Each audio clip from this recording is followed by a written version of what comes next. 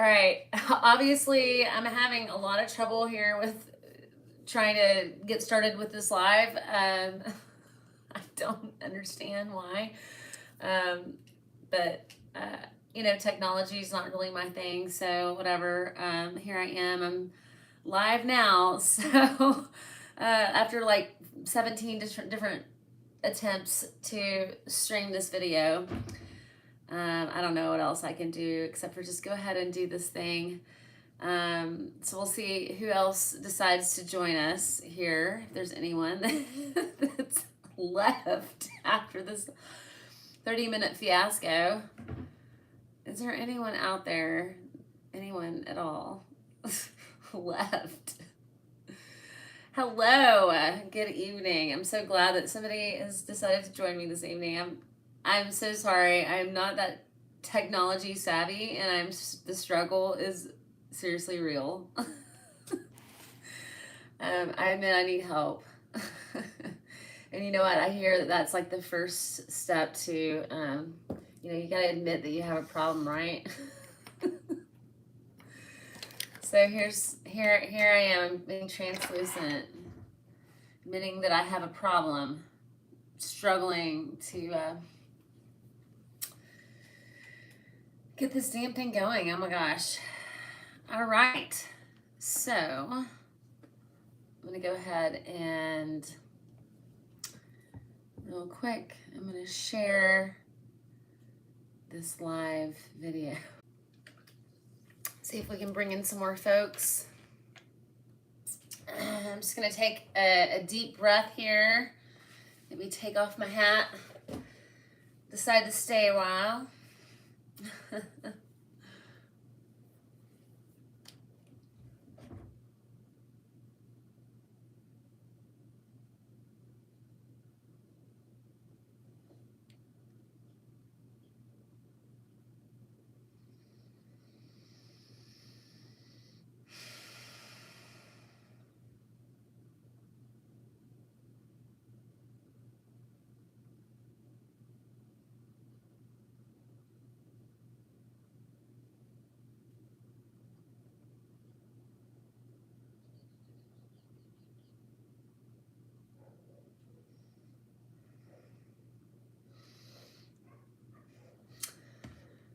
All right.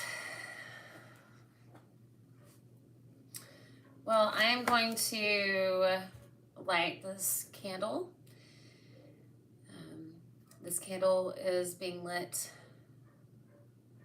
for all the families that still need justice for their heroes. And, this is also for our veterans. So here we go. Justice. Let justice be served. Please, God, please, please. All right, so I'm going to set this right here. There's our candle. I have an article that I would like to read to you guys this evening. I'll just set up my little space here. Oh my goodness. Like I said, the struggle is real. Okay. It just is how it is. Okay. I'm not a fan of the struggle being real, but here I am. All right, so we'll go ahead and get this started. Guys, thanks so much for joining me. In light of my son's medical malpractice case, this article has been brought to my attention. This article you can find it in military, at military.com. And the headline says, an Army couple had their daughter at a military hospital. Then the collections calls started for $600,000. So you can probably look this article up if you wish, at the military.com. And like I said, the headline says an Army couple had their daughter at a military hospital, and the collections call started for $600,000. Already I'm not liking the sound of this, because if you sign up for the military, all of your medical should be completely 100% taken care of. There's a lovely picture of this family together, mom, dad, and baby. And it just says that Army Specialist Daisha and her husband, Staff Sergeant Isaiah Cortez, were looking forward to their birth of their daughter in October 2021. The pregnancy hadn't been easy. Cartaginia's legs and ankles were swollen, and her blood pressure had been erratic. When she began feeling contractions, she went to the Womack Army Medical Center at Fort Liberty, North Carolina, where she was examined and sent home. Told she wasn't ready to have her baby. She repeated the process 2 more times before finally returning to the Womack. Her contractions continued, coming in painful waves, seconds apart. It says the baby's heartbeat plummeting with each squeeze. Again, she was told she wasn't dilated enough to give birth, but by then she was leaking brown bloody fluid, and she was allowed to stay at the hospital. So it sounds like they did admit her. It sounds like it was the middle of the night, and Cartagena was given medication to move the process along. By 6 a.m., the doctors on call decided she needed an emergency cesarean section. 3 hours later, she had the surgery, but by then, her daughter's heartbeat was faint. She was pale and barely breathing. This is on a military hospital at Fort Bragg. This is at the Womack. She was blue. She didn't scream. And there was this sudden shift inside the room as the staff looked at each other, like panic inside that room. Cartagena said during the recent interview with military.com. So it's, wow, I can't imagine. And I'm sure there was a stifling gasp in the room whenever they opened up my son's room, and I'm sure they could, obviously his roommate was spraying Febreze to cover up the smell of his dead body, so they could smell it before they entered his room. So, I mean, can you imagine, that moment of realizing that you're about to walk into somebody's tomb just based on the smell? And, here's this baby being born at the Womack, and the staff is suddenly completely shocked in awe. Cartagena's daughter, APGAR score, and this health assessment it's an APGAR score. It's a health assessment of a baby at birth, on a 10-point scale, with 10 being the goal, was a 2. So her APGAR score was a 2, and 10 is the goal.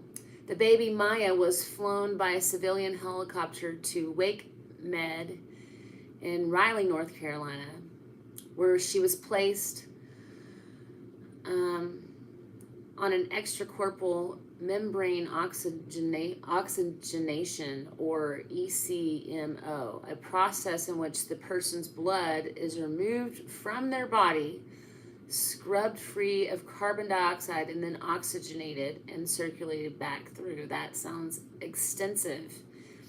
So this is obviously something that the WAMAC was not prepared to, even, that wasn't even in their spectrum of possibilities. They weren't even set up properly like a proper hospital. But I mean, I don't know. I mean, like, it is a base that takes up over four counties. I mean, thinking like, shouldn't they have a more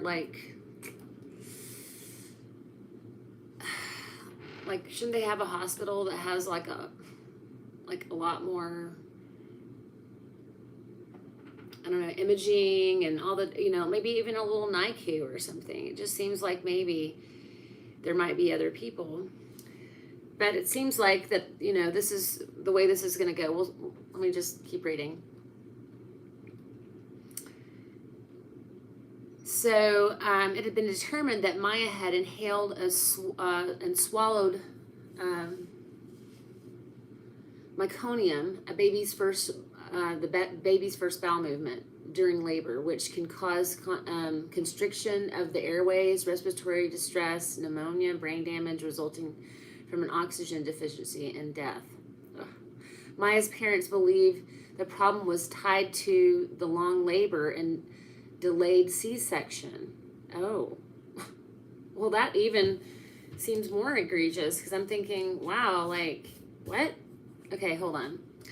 There's more.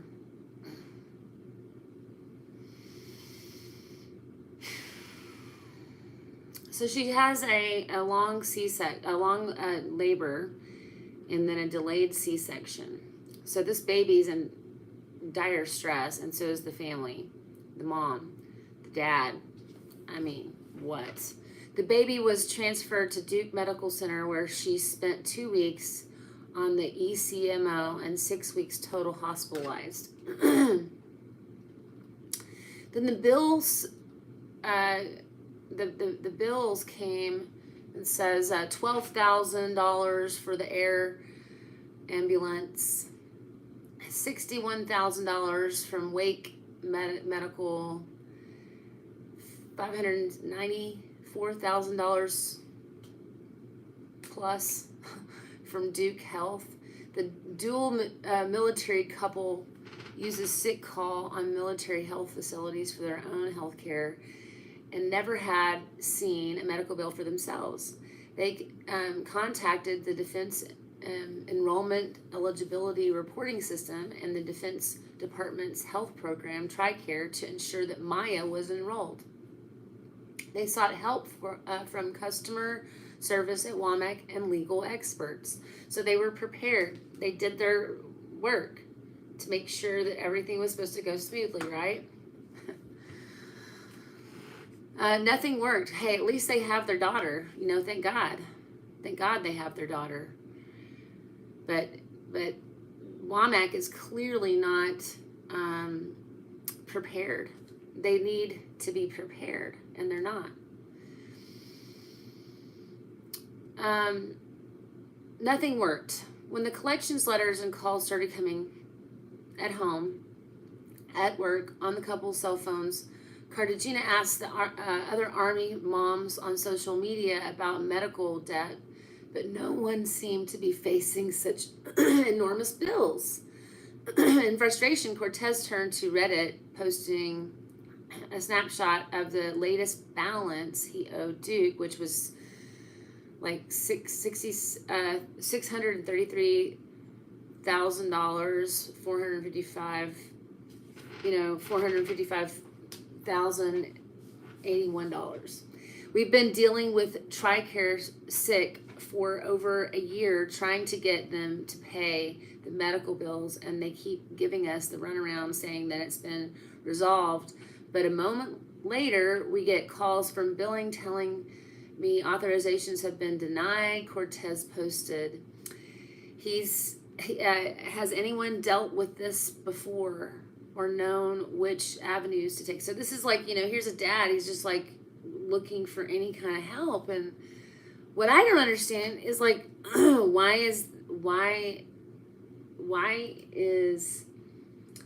the command not taking charge here. And in a minute, it'll talk about the command saying, hey, like you should have checked with us, Did he feel comfortable to check with them? I wonder.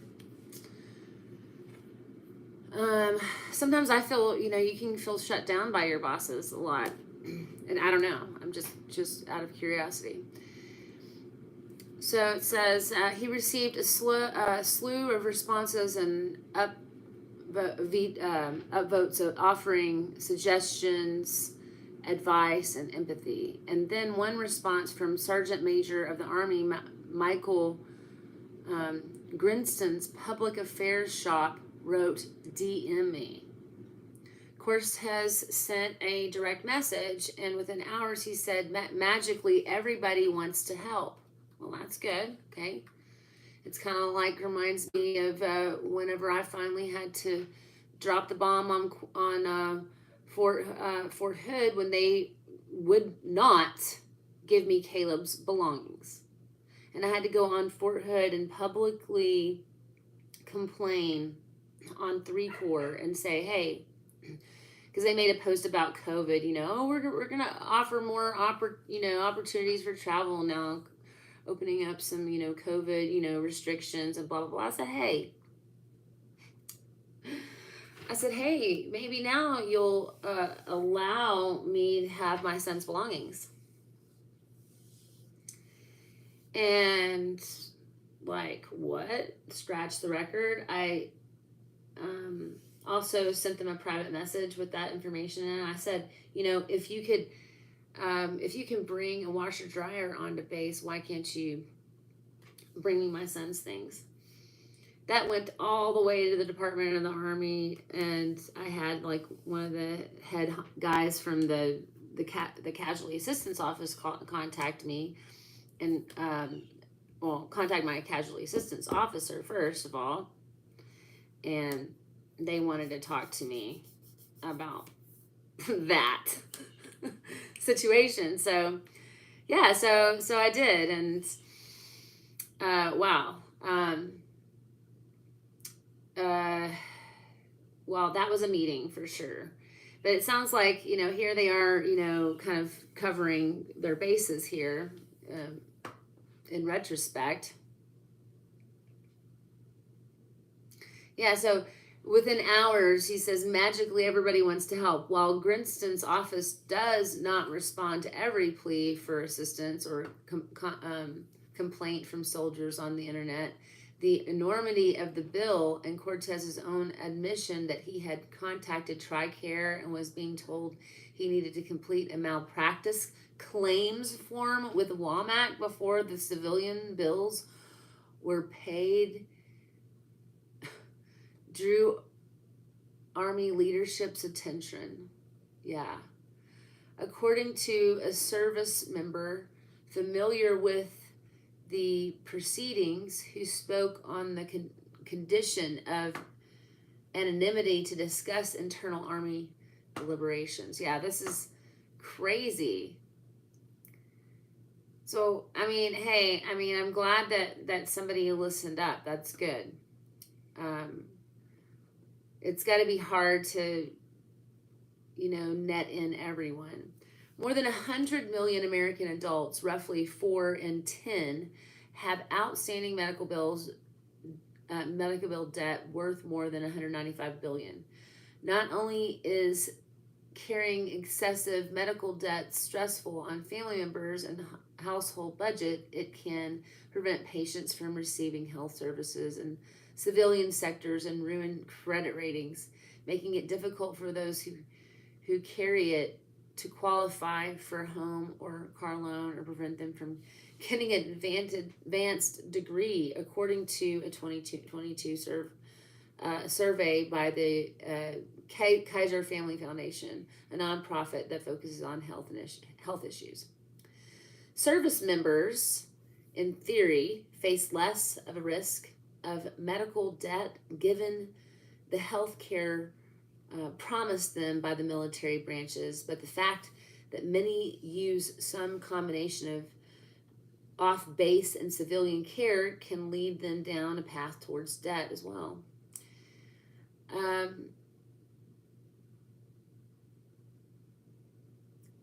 yeah, I mean,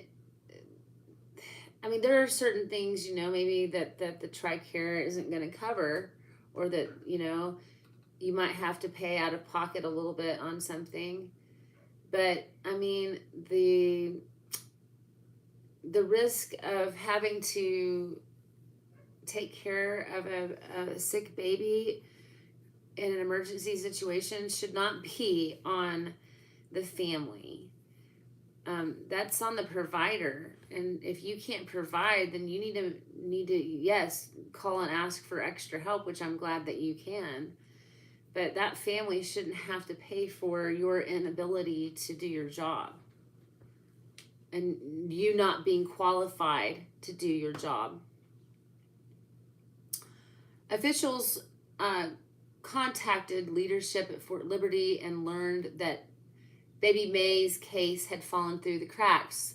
She had not been assigned a case manager to help the family with the complexities of medical billing, and her mother's records were incomplete, missing information as a result of a changeover to the Defense Department's new electronic health record system, a MHS Genius. It's called the MHS Genius. Sure, okay. That's funny. That's ingenious, as you can see. This new Genius system that Fort Liberty has is not like really um, covering all its bases. And there are glitches with new systems and such. I get it, right? I get it. But all in all, take responsibility and stop giving half-assed excuses. Because I got a lot of half-assed excuses myself uh, about Caleb's, about him not getting his belongings. I got some really shitty half-assed excuses, from the military. So they keep doing this. Now, WAMAC and TRICARE are working with the couple and then private hospitals to solve the claims and to clear the couple's credit reports of any red flags generated by the long-standing billing issues. Well, they better make sure they pay for all of it, is all I gotta say. We have the best soldiers in the world, and I'm happy to advocate wherever I can, Grinston said in an email to themilitary.com. Anytime a soldier has an issue, I'd ask that he keep their leadership engaged and give them the opportunity to counsel and mentor.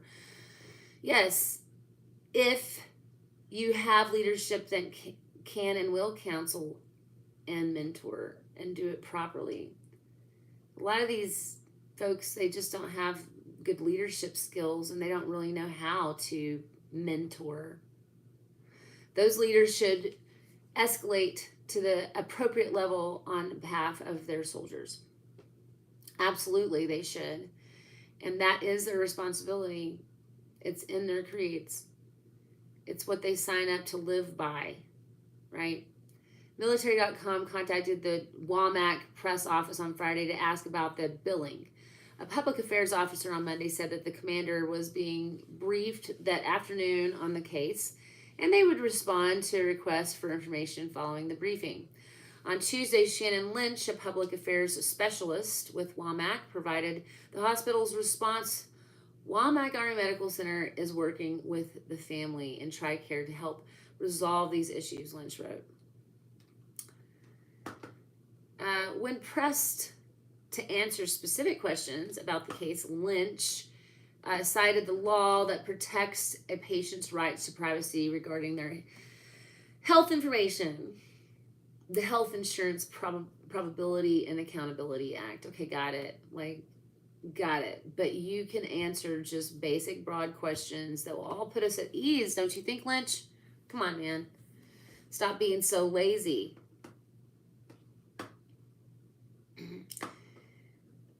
She did not answer generic questions about WAMAC's policies regarding case manager assignments or assisting patients with TRICARE billing. Questions that not involving patient privacy concerns.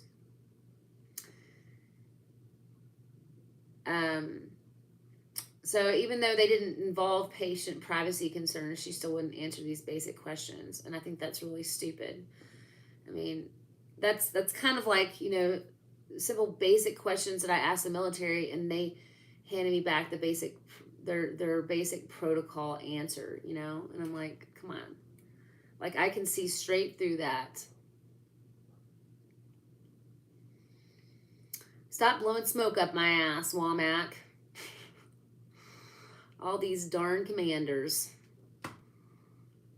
Womack Army Medical Center honors every patient's privacy by following health insurance probability and accountability act, the HIPAA laws, and the associated regulations. Lynch wrote in a follow-up email. Okay, got it. We got that you're following these stupid, absurd HIPAA laws that you're using as a shield so that you don't have to answer.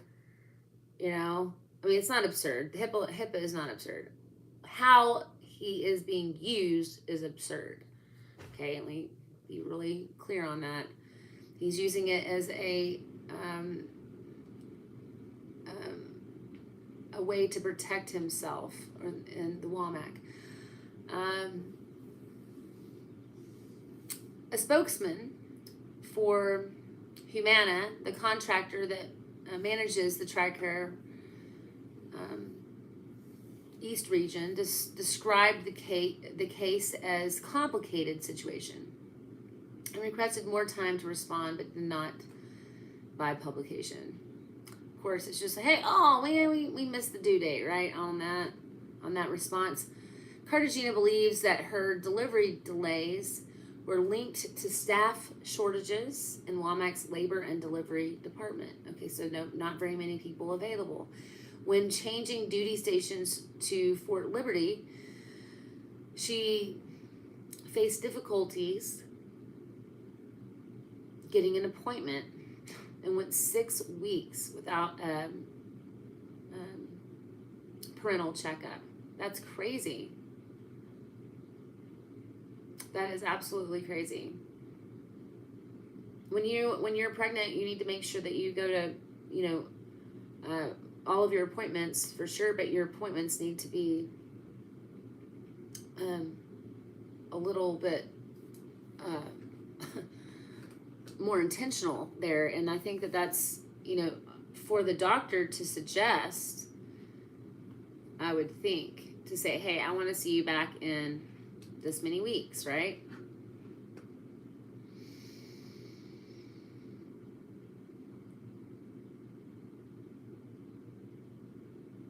Across the Defense Health Agency, numerous oh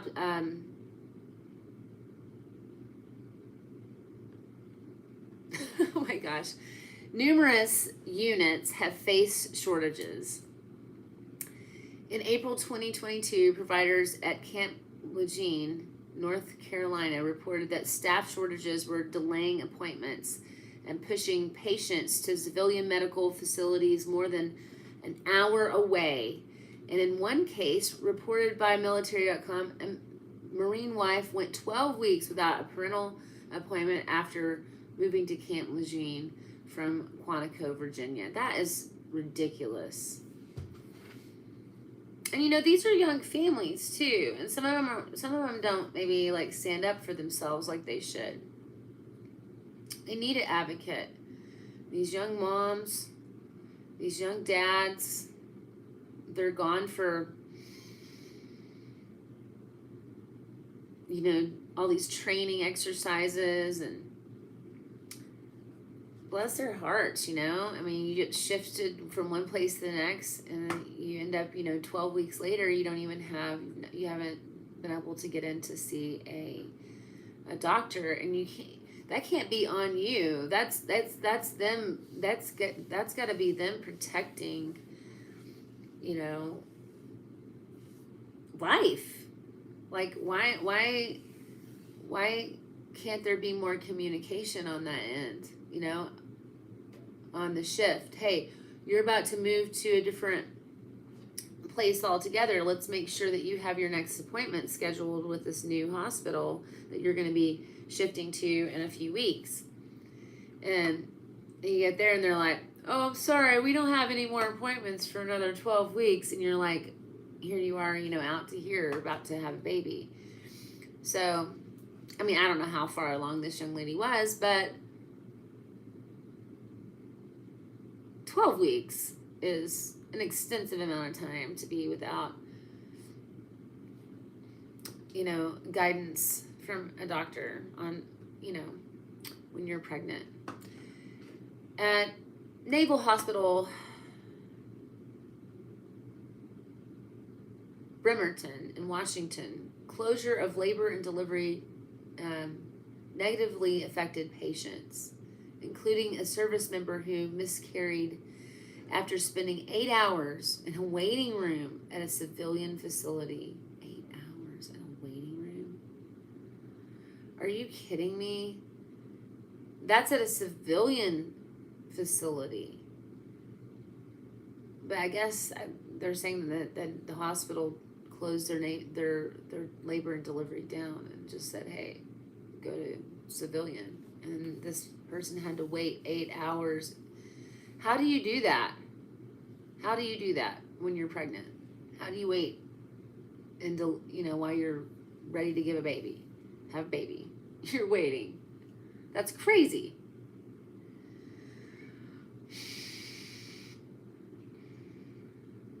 Sailors at the Pacific Northwest base reported challenges getting appointments, and even those required prior to a development or permanent change of station move. Yeah. They just don't have enough accredited staff. The Army, the military, they don't have enough accredited staff.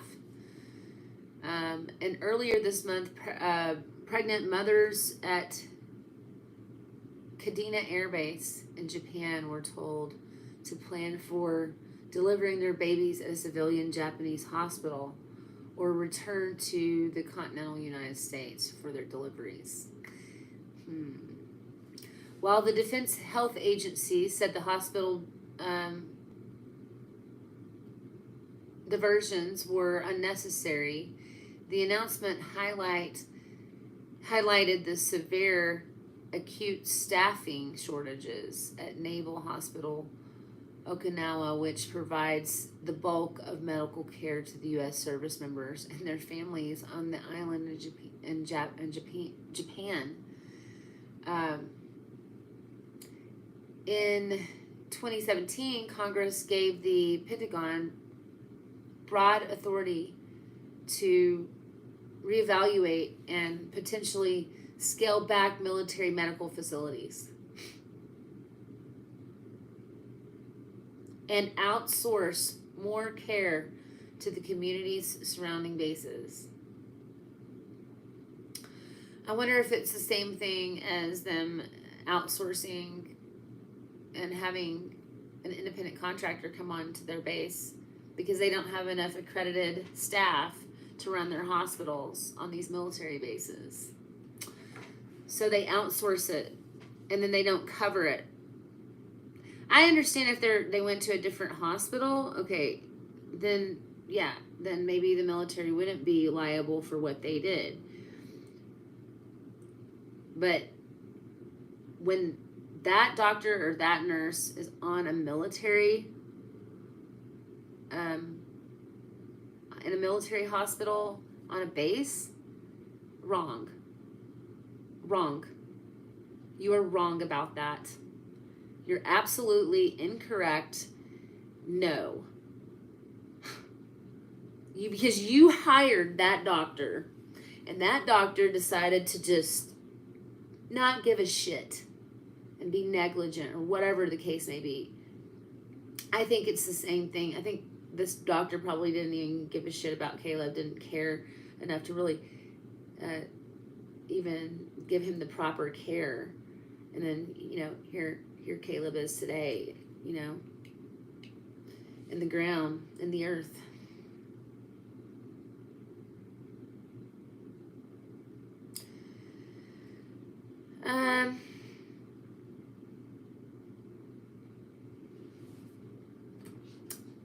In 2017, Congress gave the Pentagon broad authority to reevaluate and potentially scale back military medical facilities and outsource more care to the communities surrounding bases.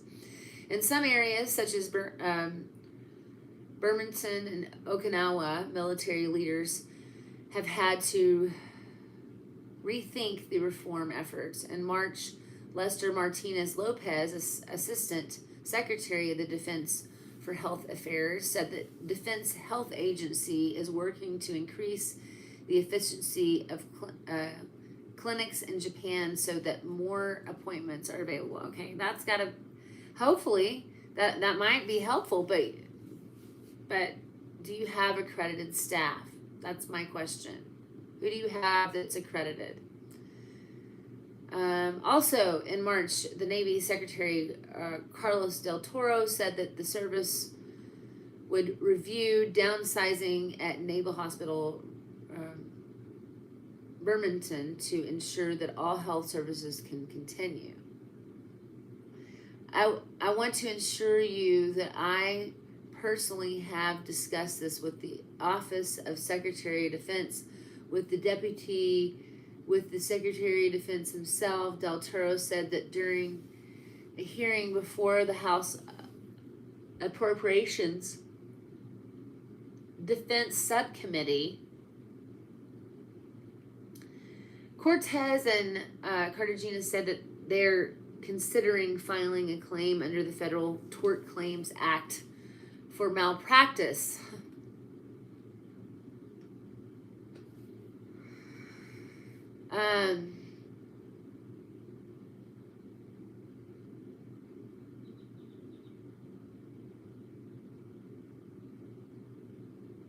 They believe that it resulted in Maya requiring a feeding tube for the first 4 months. They're applying under the Federal Tort Claim Act. I don't know that that's going to really do anything. They need to file under medical malpractice, the Statistical Act, I would think.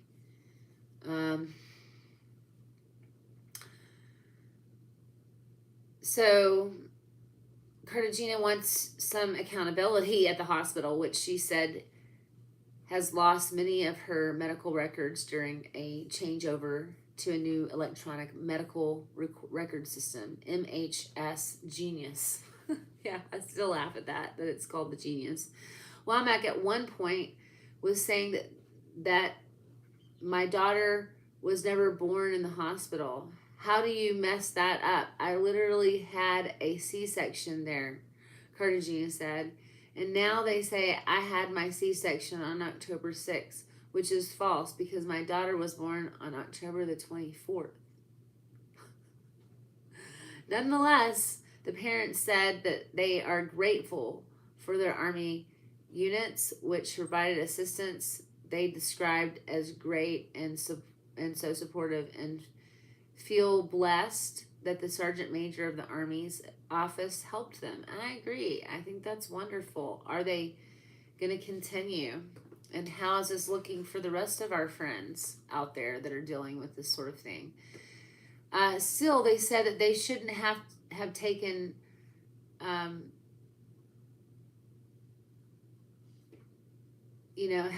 they shouldn't have had to take the powerful man intervening, shouldn't have had taken the Sergeant Major intervening for the problem to be fixed. And I absolutely agree. And I've had trouble getting my son's medical records. I'm still trying to get his medical records. And right now I'm trying to get Congress to help me get his medical records. This is ridiculous. I would just walk up right straight to the Womack Army Medical Center if I just lived there. This is loco.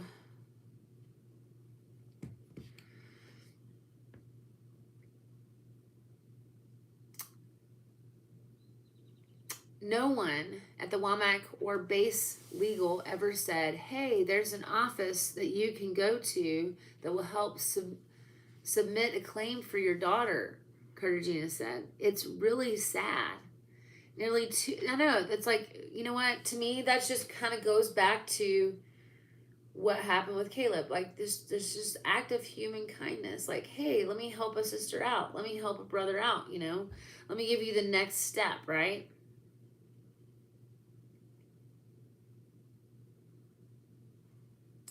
Nearly two, Maya is a healthy toddler who continues to have issues swallowing, but otherwise appears to be on track developmentally and physically. God bless that child. Thank you, God, for her life. Grinson, who is expected to retire from the Army in August, said he was glad to help. I'm glad to hear Maya is doing much better, and I wish all the best to Daisha and Isaiah throughout their careers. Grinston wrote in statement to military.com. That's really nice to hear from the sergeant major. But, you know, this poor couple, you know, they shouldn't have to go through all of this. We need to take better care, provide better care for our service members. And I just don't see that you know, the Womack Army Medical Center is taking care of what they have, which to us, to America, is the most valuable commodity. You know, most valuable is our service members. And I don't think that we're doing a very good job of taking care of them. And obviously, here's another area where they're being failed. I want to thank you guys so much for joining me tonight. Thanks for hanging out with me. And I'm so grateful that I was able to make it here to do this video with you this evening. I just wanted to read this article that I found on military.com. And, you know, it's really, it's hard to believe that they would have to go through all of this to just be able to, you know, $600,000 medical bills. You know, no, I don't think so.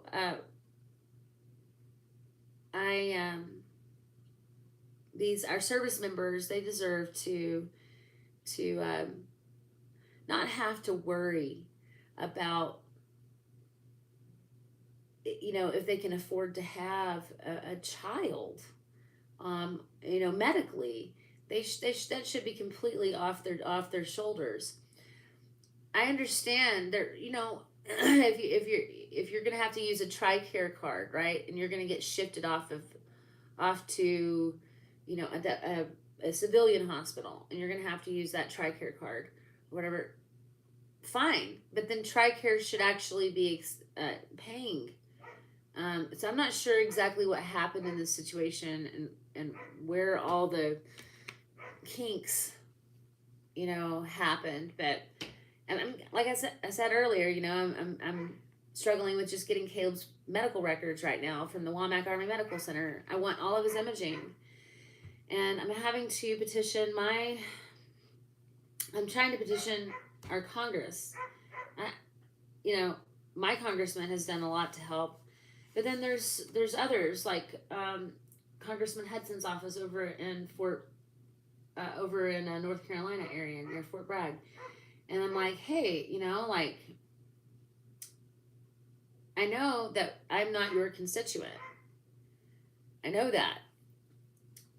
But, like, look at what they're doing to me. They're not giving me Caleb's medical paperwork. And so you just go, hey, please, please, please. And you get on your knees and you plead with these people. And I'm not sure what help they're going to be able to offer me, but I know that they're going to help in some way. So I'm grateful for whatever help Congressman Hudson's office can do over there in North Carolina. to help PB2 Caleb Smither get his medical records. So, folks, that's what I'm going to be doing this week. I'm hopefully going to make some headway. Tomorrow, I need to sit down here at this table and re-engage with some folks in Congress. I am looking to head back to DC soon, and hopefully we'll be able to meet with some of the congressmen and senators that have not yet made appointments with me, and so I'm hoping that they will make appointments with me. If I can get another slew of senators and congressmen that would give me their time, then I would be more than willing to go back out there. Last time it was 17 meetings that I had. I'll do it again, man. I'll do it 1,000 more times if I have to. And you know what? DC is not a bad place. It's a beautiful place, and you can feel the electricity and the charge of justice in the air. It can be really beautiful, and I know that it can be very devastating at times for people. Lost hopes and dreams. And you know, I'm just hoping that me pressing forward, deciding not to shut up, will hopefully help some other families in the future. Hopefully will help our veterans. Hopefully will help our service members and other families. And if nothing else, maybe I'm just here to tell you that you can do it, to inspire you that you can. And you know, one of my favorite sayings is, you can do anything that you set your mind to. And I say this to my students all the time.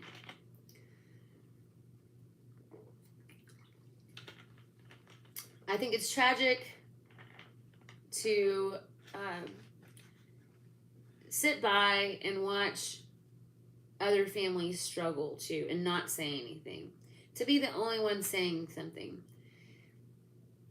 We have got to have more families that can come to the table to this degree and say, okay, I'm willing to invest whatever it is I need. I'm willing to give up whatever I need to give up so that I can pursue justice for my son or for my daughter, or for my husband or for my wife. You know, and justice needs to be served if it's negligent, if it is gross negligence. That is written in the military code, criminal code, and it is something that can be prosecuted and punished in the military code. And so why was that not addressed in Caleb's case when there's clear gross negligence? Like a blood bath of gross negligence is PB2 Caleb Smithers investigations. I mean, we have got to get his investigations reopened. This is so stupid. It doesn't, you know, I mean, I don't want, I mean, look, yes, I'm a teacher. I'm a 20-year veteran teacher.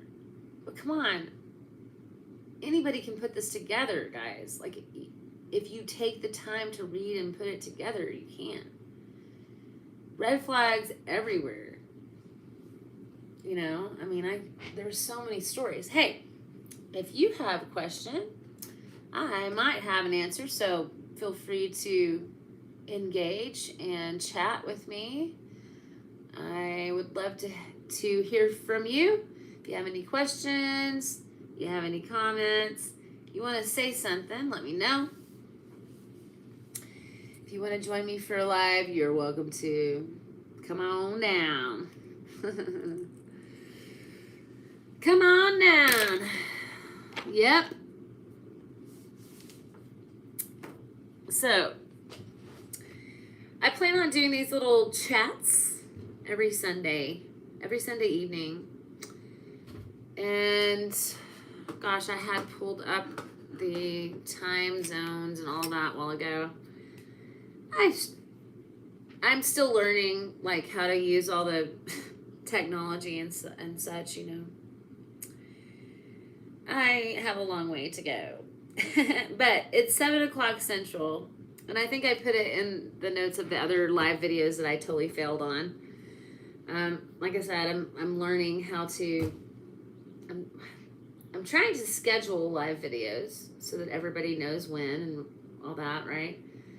And then to get back on and be able to present from that angle, from that live is a little tricky. So I'm trying to figure that out. It's just a little tricky right now, folks.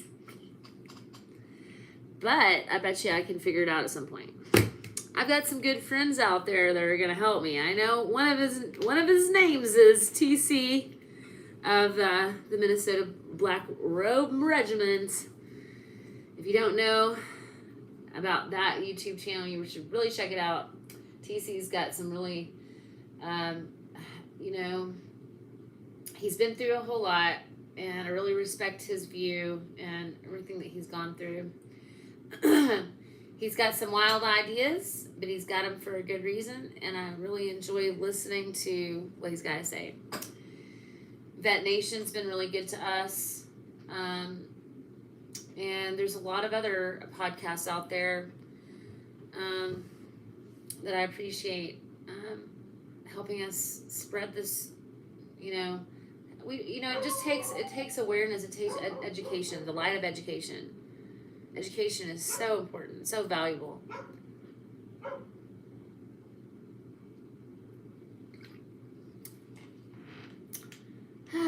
Yes, I am a Pepsi girl. I know. It's not everybody's thing, but I sure like it. And I will drink regular Pepsi, and I will drink diet. But I really love Big Red as well.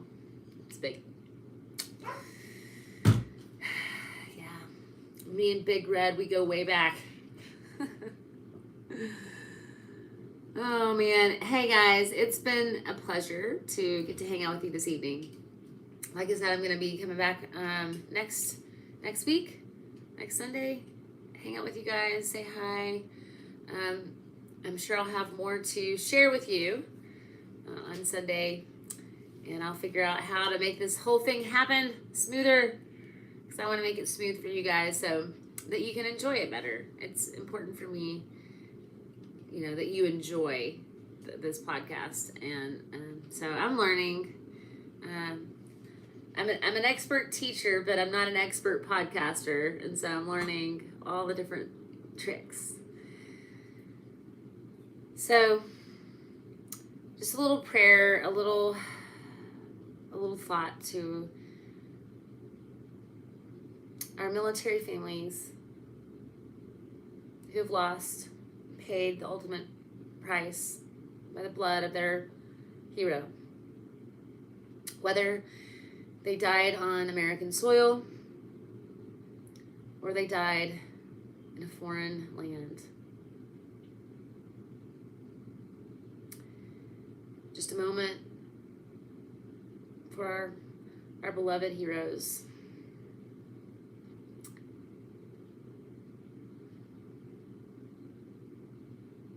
We are eternally grateful for your sacrifice. Thank you to all the families, to our veterans. Thank you so much for all of the hard things that you had to endure to take care of all of us. Your sacrifice has not gone unnoticed. And I will continue to fight for what I know that you need. your benefits medically, just quality of life, I think, is important. And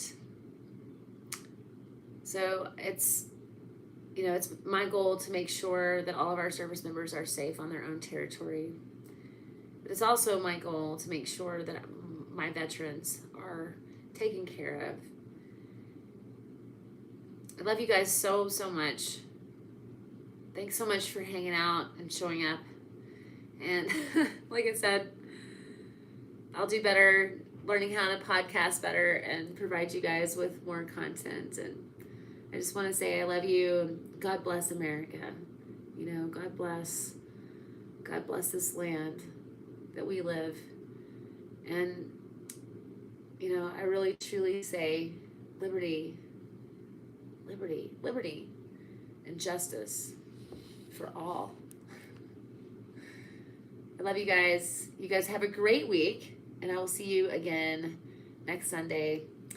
Same time, 7 o'clock Central, and look forward to sharing more. Stay in touch. God bless.